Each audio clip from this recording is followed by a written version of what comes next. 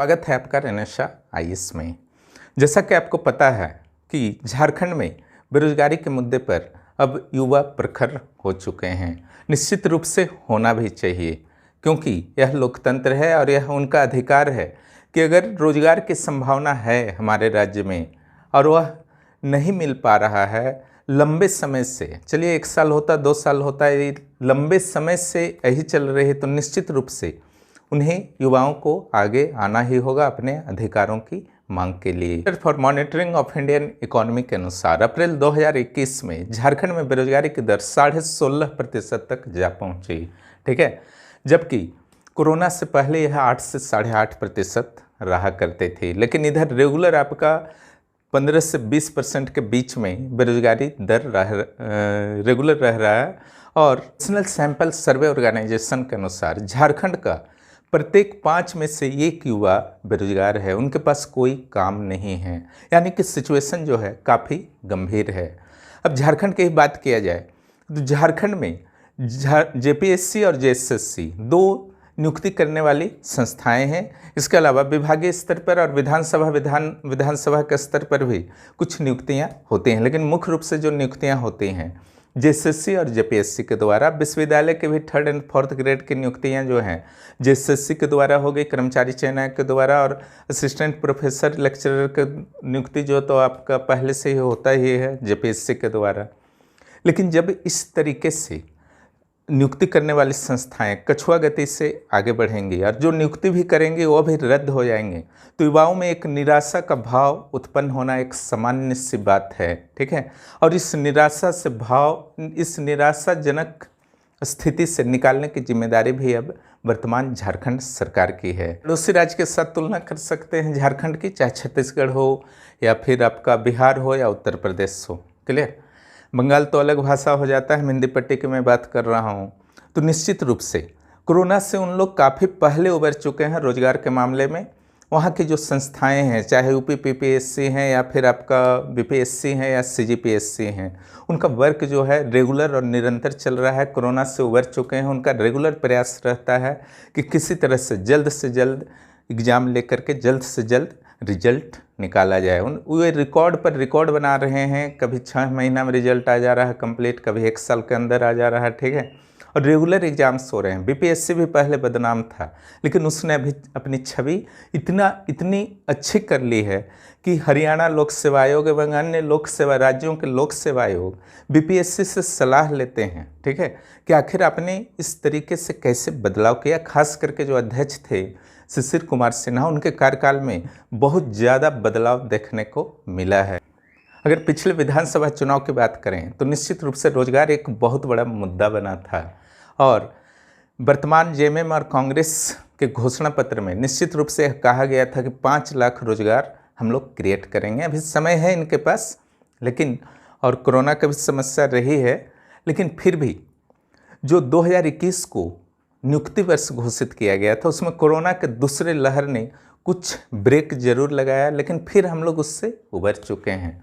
लेकिन ये कोरोना की दूसरी लहर पहली लहर से ज़्यादा जो यहाँ पर समस्या है, उससे भी जो ज़्यादा समस्या है यहाँ पर नियमावली की समस्या और भ्रष्टाचार की समस्या है निश्चित रूप से।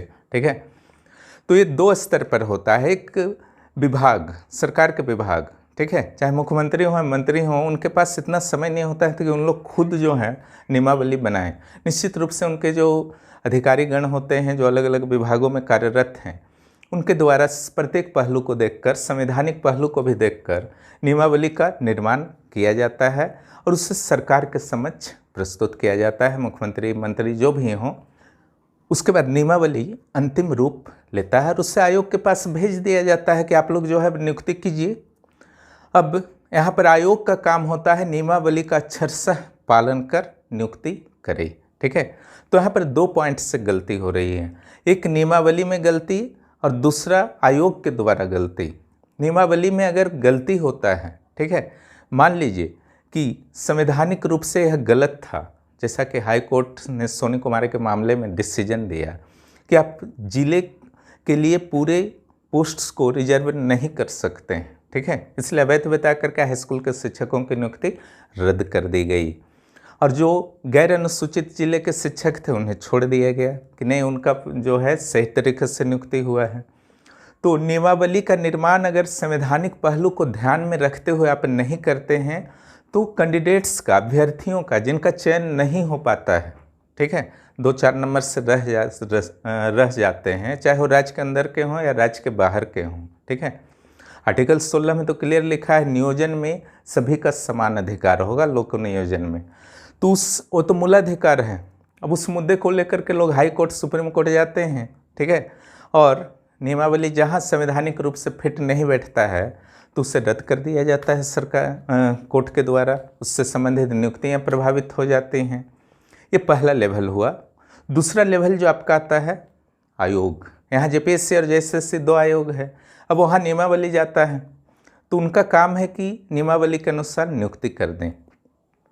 लेकिन छठी जेपीएससी का ही एक उदाहरण देखिए, वहाँ पर जेपीएससी ने नियमावली का पालन नहीं किया, ठीक है। अपने मनमाना कहीं ना कहीं उनका कुछ योगदान रहा कि 40% हिंदी इंग्लिश क्वालिफाइंग सब्जेक्ट के मामले में कई गलतियाँ उससे हुई।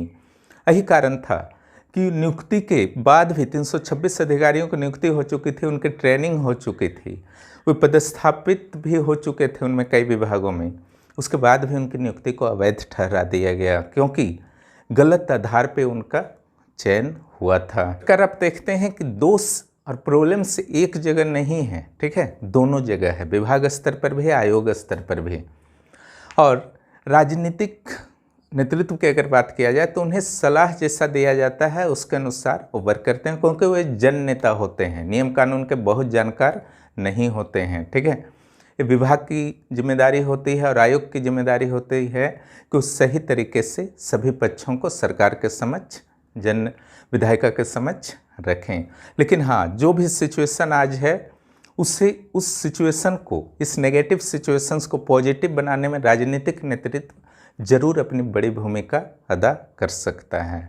वह कार्यपालिका को निर्देश दे सकता है कि आपको जो भी कानून बनाना है, नियमावली बनाना है नियुक्ति से संबंधित, वो पूरी तरह से स्पष्ट और पारदर्शी होनी चाहिए और संविधान के विरुद्ध नहीं होनी चाहिए। और किसी स्थिति में भी अगर हमारा नियमावली कोर्ट तक जाता है तो हाई कोर्ट हो या सुप्रीम कोर्ट हो, वहाँ नियमावली के आधार पर कोई भी नियुक्ति रद्द नहीं होनी चाहिए।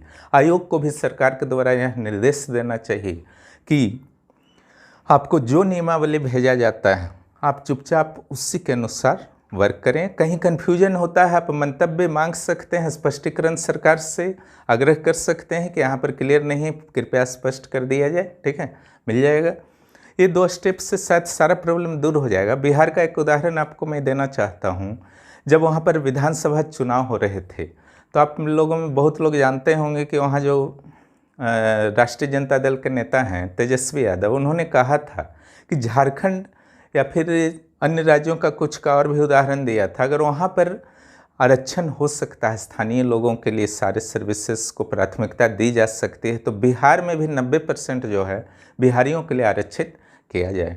लेकिन तत्कालीन नीतीश कुमार सरकार के एक मंत्री ने स्पष्ट किया था कि ऐसे ही तो आरक्षण 60% हो ही गया है, ठीक है, और वो बिहार के निवासियों को ही मिलता है। इससे ज़्यादा आरक्षण न ज़रूरत है न संवैधानिक रूप से संभव है।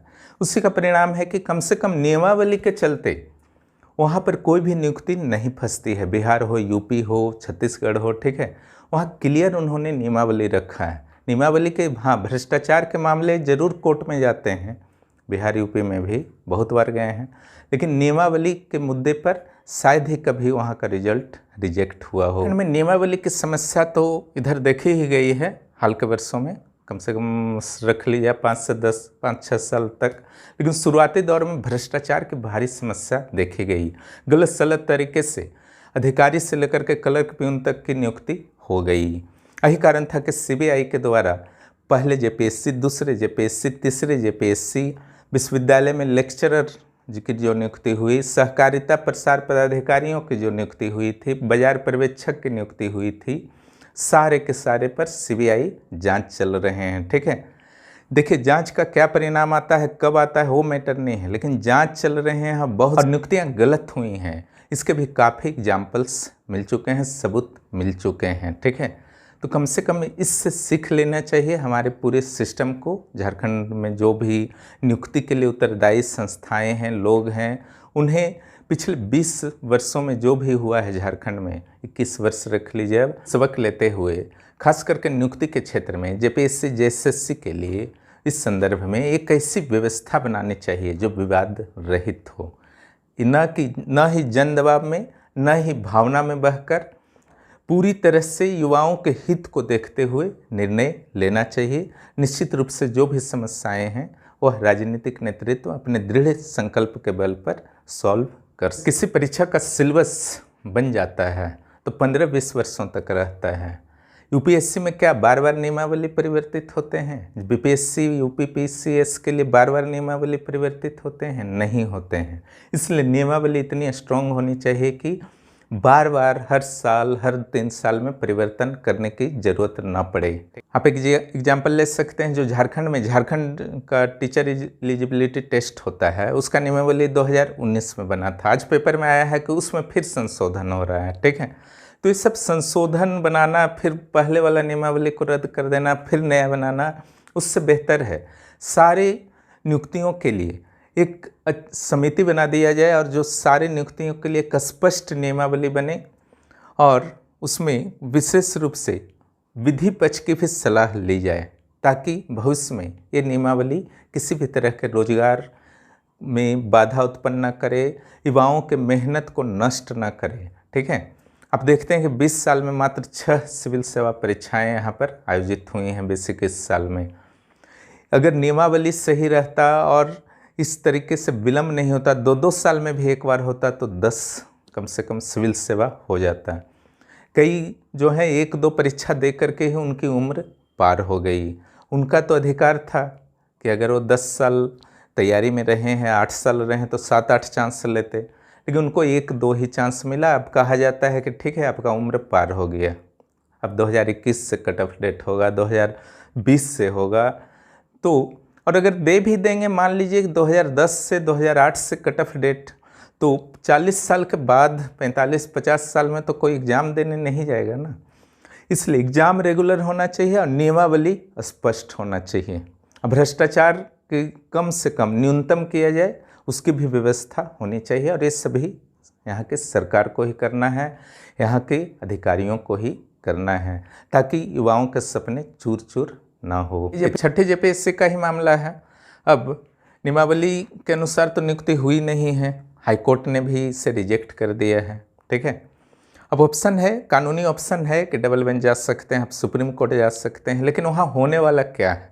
जब 40% का पालन आपने पीटी में किया था, मेंस में नहीं किया, तो सेकेंड जो डबल बेंच है वो क्यों आपके पक्ष में फैसला देगा? ठीक है, उन अभ्यर्थियों को भी सोचना चाहिए और शायद सरकार और जेपीएससी को भी सोचना चाहिए कि जो हाई कोर्ट का डिसीजन आया है उसके अनुसार यथाशीघ्र रिजल्ट प्रकाशित किया जाए। 7वें में नियमावली को बहुत स्पष्ट किया गया है, निश्चित रूप से विवाद नहीं होनी चाहिए।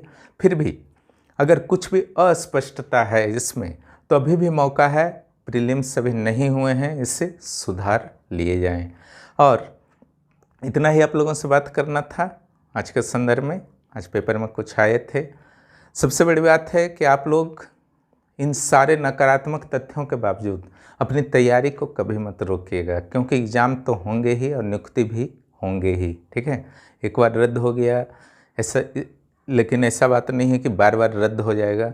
जब एग्ज़ाम होंगे तो आपको बेस्ट परफॉर्म करना है, और जब तक यहाँ एग्ज़ाम नहीं होते हैं आपकी तैयारी अच्छी रहेगी। आप सेंट्रल एग्ज़ाम्स के लिए भी ट्राई कर सकते हैं उस दौरान। ठीक है, लेकिन तैयारी को अगर आप रोक देंगे तो ना सेंट्रल में अच्छा परफॉर्म कर पाएंगे, ना जब यहाँ पर स्टेट में जब भी मौका आएगा तो वहाँ भी आप नहीं कर पाएंगे। इसलिए तैयारी अपनी अच्छी रखिए, और आपके लिए उम्र है तो सेंट्रल में आप प्रयास करते रहिए। ठीक है, और भी बहुत सारे ऑप्शन हैं, सारे ऑप्शंस को देखते रहिए, लेकिन तैयारी को कभी मत रोकिए। बहुत बहुत धन्यवाद वीडियो देखने के लिए।